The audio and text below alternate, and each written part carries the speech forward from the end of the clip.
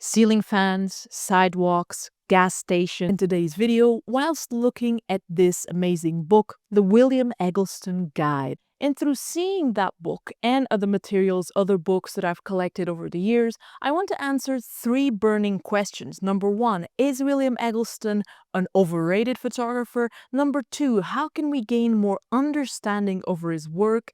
And number three, of course, what can we learn from this all? But before we go into it, I also wanted to say that this video is made in collaboration with my printing partner, Sal, and I want to invite you to send me your photos so that we can make a book together.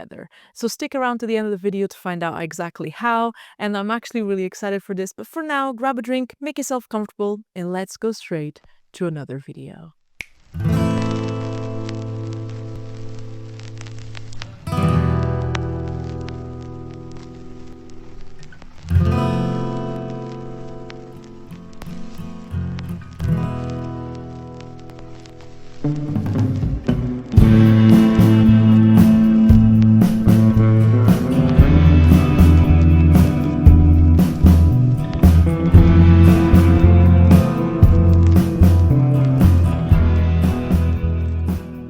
From Memphis, Tennessee, Eggleston grew up surrounded by the very scenery he'd later photograph, by the ordinary, everyday scenes of the American South.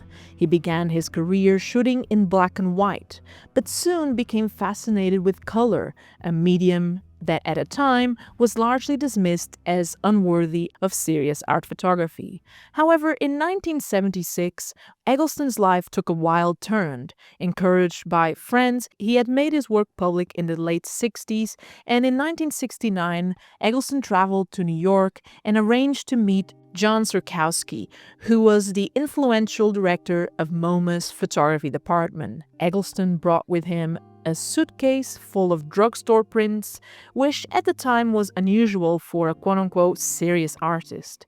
This personal meeting and the curator's enthusiasm were pivotal because Sirkowski became a sort of champion of Eggleston's photography and eventually organized the 1976 exhibition titled William Eggleston's Guide, which was accompanied by the now classic book of the same title that I'm featuring today. This groundbreaking show featured 75 prints, and the images were simple: a child's tricycle, a woman in curlers, a bare light bulb against a red ceiling, scenes so ordinary that to many they seemed snapshots.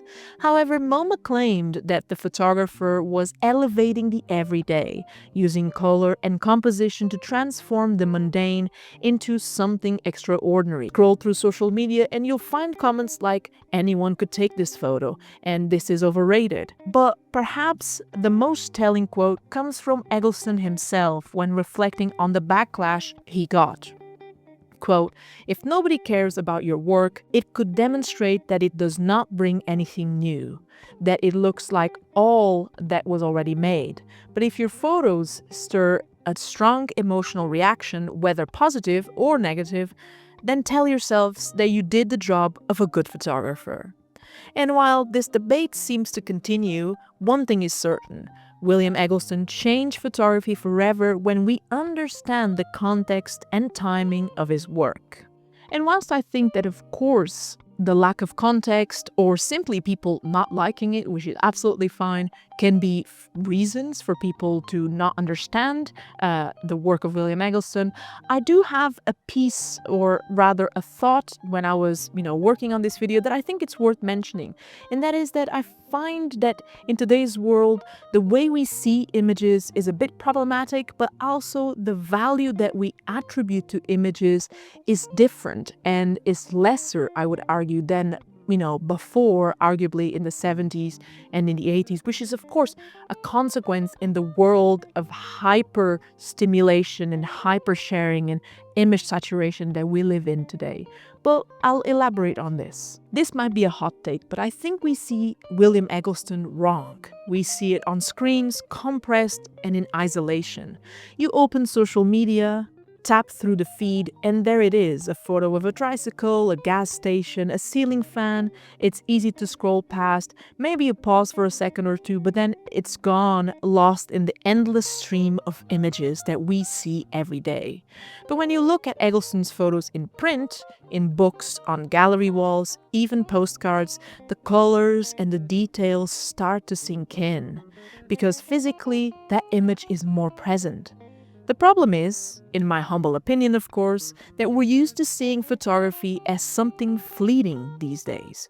We judge a photo by how fast it grabs us, how quickly it fits into a story, and how many likes it gets. On a phone or a computer, an image is reduced to the same importance. They're just another swipe away from something else. The experience is flat, but when you see Eggleston's and any other photographer's work in print, everything changes. The colors are richer, maybe the details are sharper, you notice things that you'd never seen on screen before, you start to appreciate the composition, the light, the way it feels. It's not just a picture anymore, it's actually an experience. So in my opinion, this really adds fuel to the discussion, because seeing something physically changes not just how you see a photo, but how you appreciate it. Because seeing something in person forces you to slow down and to really look. And I felt this especially with William Eggleston and what I think could be his Italian counterpart Luigi Ghiri. When looking at his books, I cannot help but think, what am I exactly looking at? To make a pause and to take everything in. And I also like to scrutinize the image per se, but if I see it in a computer or if I see it on the screen, I think the image doesn't have that much impact as it would have in his books. And that's why I get books all the time, and I've always featured books on my channel. I mean, since probably the very beginning, I've always had materials like this because I think it's important to see it in person. So if you ever scrolled past an Eggleston image and thought, what's the big deal? Try see it in print. You might find yourself looking at photography in a whole new way. And another important piece of this puzzle is decoding how one of photography's most quote-unquote overrated photographers was able to understand and at the same time operate a revolution of color. Before William Eggleston, color photography was seen as amateurish, something for family snapshots and magazine ads, as we've seen in countless videos here on the channel. But Eggleston didn't just use color, he made color vibrant, and the secret lied on the technique of dye transfer printing, a process so rich, so vibrant, so painterly that it was almost unheard of in the fine art photography at a time. Originally developed for commercial use, dye transfer printing gave Eggleston a level of control and intensity that no other process could match at the time. In an article for Phillips, author Guy Strichers puts it as, quote, after the three transfers, the dyes commingle and sort of dance to produce a bond that gives the print an almost three-dimensional look. Photographer Bruce Davidson used the term pools of color for it, and that's something even someone untrained sees immediately. I've seen amateurs look at it and say, whoa, that's extremely beautiful. Given this, we have to consider the 1976 MoMA show, not just as an introduction of Eggleston's work to the world, but also how it gave color photography its first serious moment in the art world. It's also worth mentioning that Eggleston's impact didn't just stop at photography and influencing only photographers. His use of color and his eye for the ordinary have influenced countless other artists, such as filmmakers David Lynch and the Coen brothers, and his images have also graced album covers for bands like Big Star, Black Keys, and Jimmy Eat World. Eggleston's work is so deeply embedded in how we see the world today that, as critic Sean O'Hagan pointed in an article in The Guardian, his influence is, quote, so pervasive that it goes unnoticed.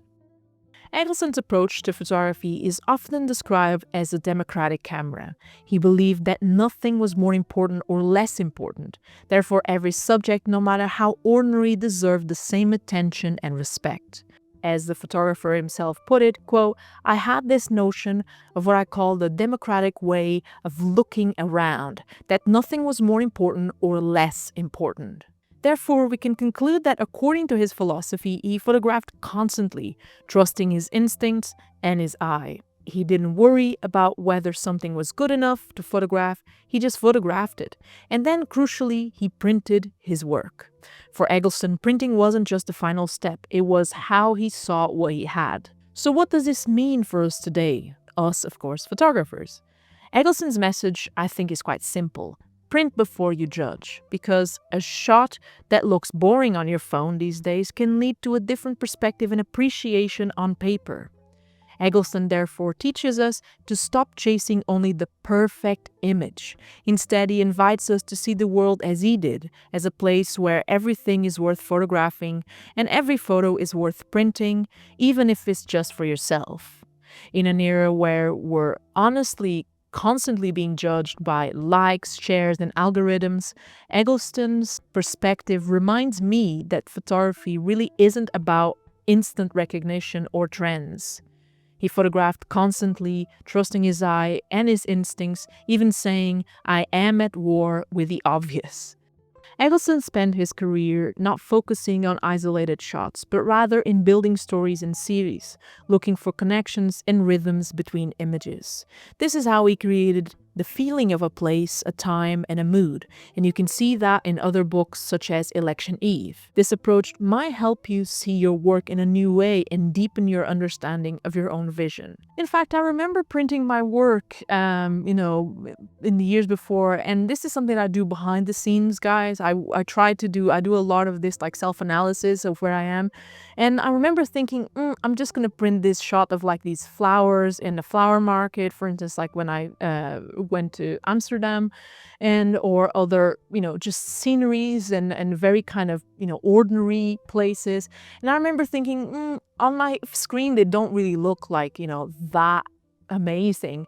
But then when I had them in print, I think there was kind of like a feeling of the place, the memory that kind of linked, and I began to appreciate the images more. I think Eggleston's approach made me rethink my work. So I picked up a bunch of different photos and I sent it to Sal, and when the prints arrived, something clicked. The details popped, the images felt real, tangible, like it had some weight and presence. Eggleston treated the everyday with reverence, and print gave it permanence in a way. That's exactly what I did with the help of Sal. Their prints capture the vibrancy of the original images thanks to color accuracy. And every print is made with high quality materials and smart technology, so it's not just beautiful, it's also built to last. With Sal, I was also able to go through multiple customization options, and their user-friendly platform means ordering was really not complicated at all. And because Sal's products are unbranded, the focus stays right where it should be, on the actual image I'm printing. So printing your work changes how you see it, it changes how you feel about it, and I realized this with the help of Sal and actually William Eggleston. And with that in mind, I actually wanted to propose a little bit of a challenge for the both of us, for you watching and for me right here. And I actually, since I have the support of Sal, and since we have another video coming up, I actually wanted to ask if you wanted to participate in that by sending me one photo that means a lot to you, whether there was a particular moment in your life, whether there is a photo that you really enjoy, something of the sort. And of course, send me your name and what the photo is about, so I have a bit of a reference. And what I'd like to do is I'd like to kind of make a little book or zine that I can always have here on the shelf with your photography. And I think that'd be really cool. It'd be a reminder for me as well, to keep up this collaborative spirit here on the channel, because I think it's important. I always get a lot of feedback, constructive, and I also get to learn a lot from you guys, from emails, from comments, from, just DMs and whatever. And I think it'd be another way of kind of like have an interesting thing, just a little play of like seeing how photography can be so collaborative, and it could be about sharing work with other people. And in the next video that I have with Sal, I'll be featuring these images. I'll be featuring this potential book, depending of course on the volume of the images, but you can send them to me in this email down here, and that email will be also down below. I'll make a pin comment explaining exactly everything. And I'd love to do this. I think it's something different, and why not? I think it'd be really cool to put something together and to see just, what comes out of it. Maybe I'll title it like Moments, or depending on the nature of the photographs, I'll title it something along the lines that kind of comprises everything together. And with that in mind, I just wanted to close off this video by saying that, it's really important in everything in life, but also sometimes with the art world, to have an informed opinion about something. I have actually seen, and I have had comments before on my videos about a certain photographer. In this case, actually, William Eggleston always comes up as one of the most popular options for overrated photographers. I always get comments from people saying that. And I wanted to kind of really underline this idea of making an informed opinion, so that when you go and do your research, when you go and read about someone's work, for instance, you'll understand the context behind it, the timing behind it, the changes that that person operated or not. Of course, it depends on your perception of it, but I think it's super important because it can open your eyes to the things that you can learn along the way: lessons, workflow, printing your work today, not really judging something on a first impression and maybe like give it a second chance. I think those are all really valuable lessons and points that we can take from William Eggleston. But anyways, enough yapping. Thank you so much for watching and supporting the channel. It truly means a lot to me. And again, I'll extend the invitation. I'd love to see your photographs. We've done something like this before in another video, but I wanted to actually give more of an opportunity to feature more people. So thank you, and I'll see you in the next video. So take care, stay safe, keep shooting, keep creating, keep learning photography, and I'm out. Peace.